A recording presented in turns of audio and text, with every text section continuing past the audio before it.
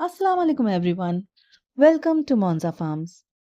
I need to tell you something that's been sitting heavy on my heart for months. There's a cow on our farm, a Gir cross Hallikar, who you might have watched in the earlier videos, who I watched week after week growing thinner. Her ribs started showing. She became restless, aggressive, striking out at anyone who came near her. And the workers, they started telling me the same thing again and again. Just sell her off. She's not worth the trouble. I kept asking myself, what happened to her? Why is she like this? Here's the part that's harder for me to say, but I need to say it. Every time I asked the workers what was happening with her, I got the same answer. We are feeding her on time, we are giving her water. She's just become like this on her own. Aggressive, difficult. And when she's getting thinner, the answer wasn't let's fix it. It was sell her off. She's too much of trouble. I believed it for longer than I should have because I wasn't there every single day. I had to trust that what I was being told.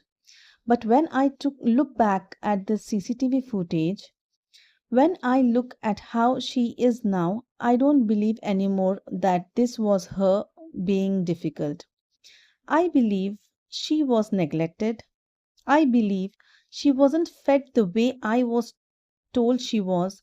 And I believe that when an animal is mishandled or mistreated this way and blamed for how she reacts to it, this is not the animal's failure.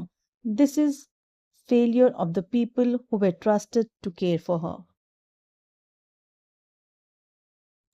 I knew that if I truly wanted things to change, I couldn't just keep wondering what had gone wrong. I had to do something about it. We already had super Napier grass and Sesbania growing on the farm, but after seeing her condition, I felt her nutrition could be improved. I wanted to provide better quality fodder that would support her recovery and overall health. So I started researching different fodder options.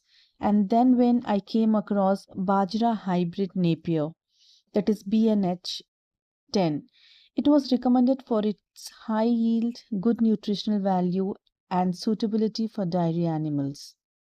As I was looking for reliable guidance, I reached out to Professor Mr. Boraiah Sir at GKVK University. To my surprise, he responded to my message almost immediately and kindly connected me with Mr. Mohan, a senior scientist at GKVK who works with fodder development. Immediately, I went to GKVK as I was called on Wednesday. I sat down with Mr. Mohan Sir and told him everything, how our cow had been losing weight, how she had become aggressive, how the workers wanted to give up on her. He said that aggression and struggling is very likely trauma. Somewhere along the way, she might have been mishandled, mistreated, or simply neglected. Not fed on time, not given water on time. And animals remember that. They carry it just like we do. He was very clear. This needs to be monitored closely. How she has been fed, how she has been treated every single day. But he didn't stop here. He said Napier alone wouldn't be enough to bring her back.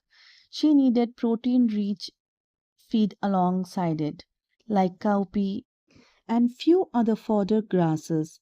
A more complete balanced diet is what actually helped her recover. Not just more volume of the same thing she'd already been struggling on. Mr. Mohan Sir has also shown me the fodder grasses here at GKVK and told the importance. He also shared the contact details of a person who maintains and supplies different fodder grasses. So here we are at GKVK today with Mr. Mohan Sir.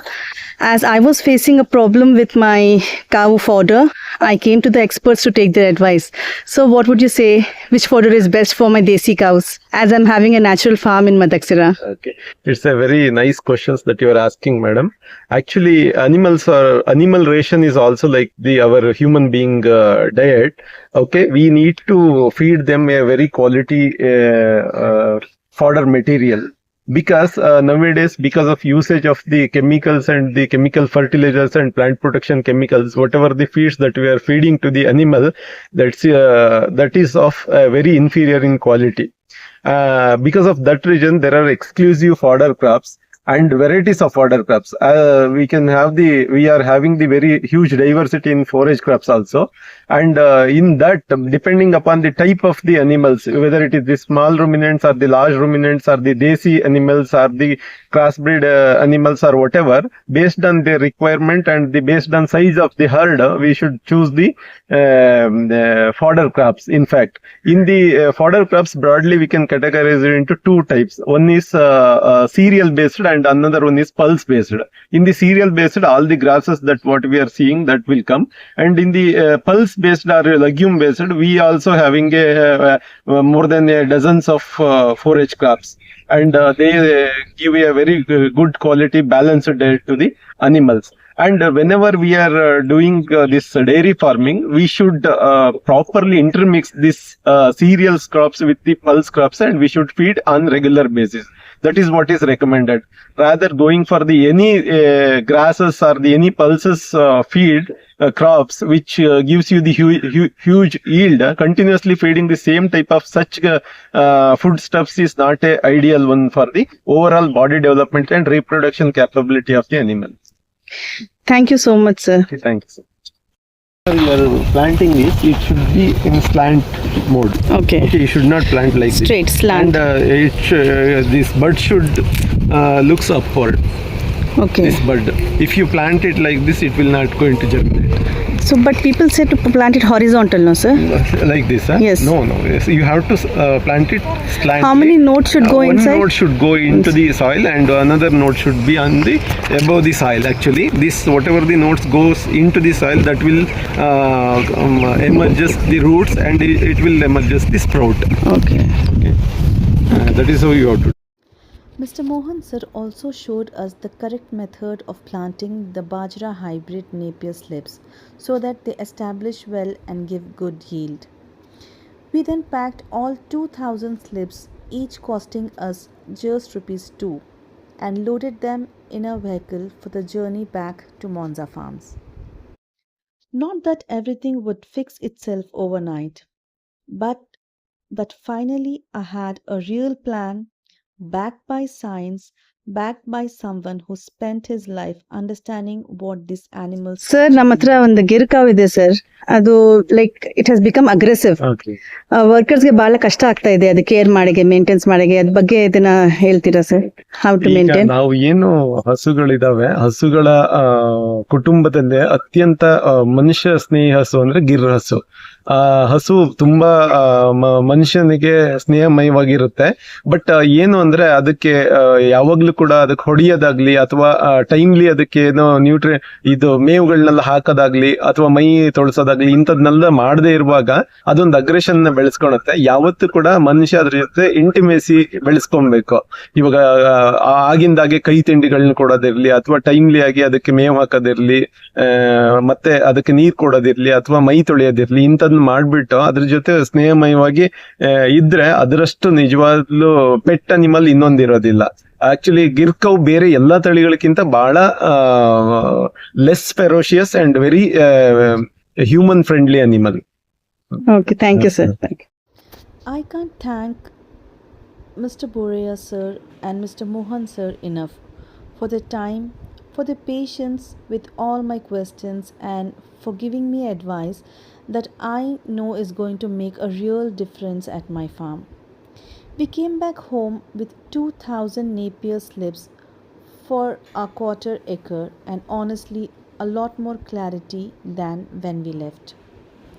This is just the beginning. In the next video, I'll take you through planting this Napier and show exactly how the cow is doing. This is Monza FarmNest, where nature heals the soul. Until then, take care.